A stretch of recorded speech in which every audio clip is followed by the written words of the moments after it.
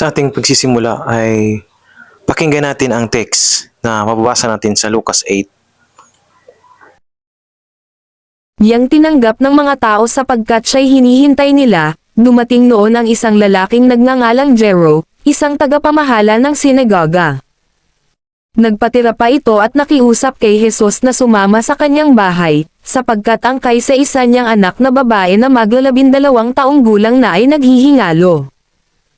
Habang naglalakad si Jesus papunta sa bahay ni Jairo, sinisiksik siya ng mga tao. Kabilang sa mga ito ang isang babaeng 12 taon nang dinudugo at hindi mapagaling ni Newman. Naubos na ang kanyang kabuhayan sa mga manggagamot, lumapit siya sa likuran ni Jesus at hinawakan ang laylayan ng damit nito. Noon di tumigil ang kanyang pagdurugo, nagtanong si Jesus, "Sino ang humawak sa damit ko?"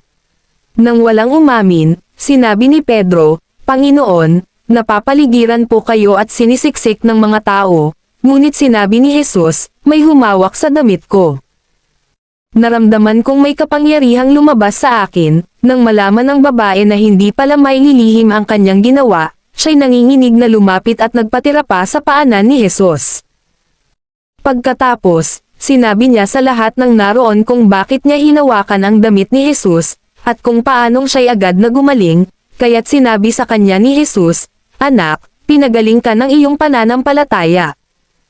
Umuwi ka ng mapayapa." Tema po ng ating tatalakayan ngayon ay persistence of faith. Persistence po ay nangangahulugan na ito po ay ang pagpupursige, pagtatyaga, pananatili, pagkapumilit. Ito po yung mga nais na kahulugan ng persistence. Ano yung ating dapat na gawin para makamit natin ito? So makita natin doon ang ginawa ng isang babae ay mayroon siyang constant trust, believe to God. So pananatili na pagtitiwala sa Panginoon. Halimbawa, makikita natin ito sa mathematics. Sa mathematics mayroong constant.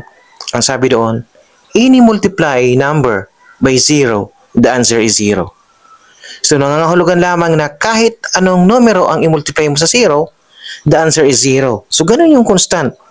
So sa atin naman, kahit na anong sitwasyon ng ating buhay, kailangan yung pagtitiwala natin kay Lord ay consistent. Constant, hindi nagbabago. Ang kalaban kasi ng tao ay minsan ang ating sarili. Nagkakaroon tayo ng pag-aagam-agam, pag-aalinlangan. Kaya't ito yung nagiging hadlang o nagiging dahilan kung bakit ang ating pananampalataya o pagpupursige ay hindi natin makamit ang ating ninanais. So kailangan constant. Constant yung faith natin. Tulad ng babae, hindi siya nagpatinag sa crowd kahit na maraming tao at hindi siya nagdalawang isip na gawin ang gusto niya dahil yung pananampalataya niya at pagtitiwala niya kay Lord ay constant.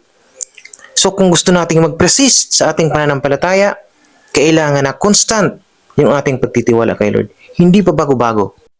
Sabi ng Santiago 1 verse 6, "Subalit, ang humihingi ay dapat magtiwala sa Diyos at huwag mag-alinlangan, sapagkat ang nag-alinlangan ay parang alon sa dagat, tinataboy ng hangin kahit saan. Huwag umasang tatanggap ang sino man mula sa Panginoon." Ang taong yun, kailangan mayroon tayong constant faith, constant belief and trust kay Lord kung gusto nating magkaroon ng persistent na pananampalataya. So pangalawa po ay consistent action. Makita natin doon na tuloy-tuloy yung ginagawa ng babae. Tuloy-tuloy yung pagsisikap niya na makalapit siya kay Jesus. So, sa ating buhay, ano yung ginagawa natin na patuloy nating ginagawang paglapit sa Panginoon? So, ang mahirap kasi kahit na nga sa ating pagsimba, pagdalo sa mga fellowship, tayo ay tinatamad. Pag-attend ng Sunday service, tayo ay tinatamad. At kailangan consistent yung action natin. Consistent yung pagbabasa natin ng Biblia, consistent yung pagdalo natin sa ating Sunday service, consistent sa pag-attend natin ng mga fellowship, at ito yung magdadala sa atin, mag-aakay sa atin upang ang ating pananampalataya tumibay, lumago, at magkaroon ng pagpupursige sa ating buhay. So ito po yung pangalawa, kailangan tayo ay consistent, may consistent action tayo. Ito ang sabi ng Apostol Pablo sa Pilipos 3. talatang 12 hanggang 13. Hindi sinakamtang ko na ang mga bagay na ito.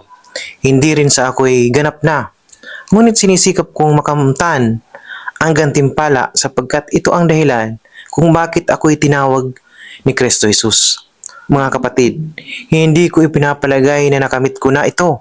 Ngunit isang bagay ang ginagawa ko.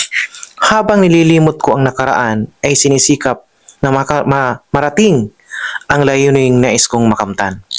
So ito yung motivation ni Apostol Pablo kung bakit siya ay mayroong tuloy-tuloy na paggawa. Hindi ito shoot doon sa faith para sa ating salvation, kundi ito po ay fruit ng ating salvation na kailangan nating gawin sapagkat ito ay makakapanatili ng ating sitwasyon sa ating pamumuhay espiritual na magdadala sa atin sa tungo sa tagumpay pagdating ng araw. Sa pangatlo ay kailangan daw na asamin natin ang banal na espiritu na lagi nating kasama. Bakit?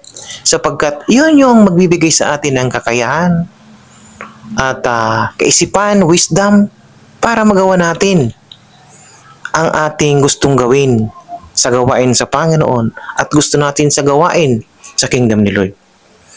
Minsan wala tayong kakayanan ng mga bagay na spiritual, ngunit kung kasama natin ang banal na espiritu, yun yung magtuturo sa atin, magbibigay sa atin ng kakayanan upang magawa natin ito. Ika nga sabi sa Philippians 4:13, magagawa ko ang lahat ng bagay dahil sa lakas na kaloob ni Kristo. So kapag nasa sa atin si Kristo, walang imposible na hindi natin magawa. So ito yung paalala sa atin na dapat sensitibo tayo sa ating pamumuhay espiritual. Kasama ba natin si Kristo nga sa ating buhay? Tayo ba ay mayroong conviction sa ating puso? Mayroon bang minsan nag-uudyok sa atin na huwag nating gawin ang isang kasalanan na pumipigil sa ating puso, sa ating isipan? Mayroon bang nagtuturo sa atin upang ibahagi natin ang salita ng Diyos? Mayroon ba tayong pagmamahal sa ating kapwa? Mayroon ba tayong kaamuhan sa ating mga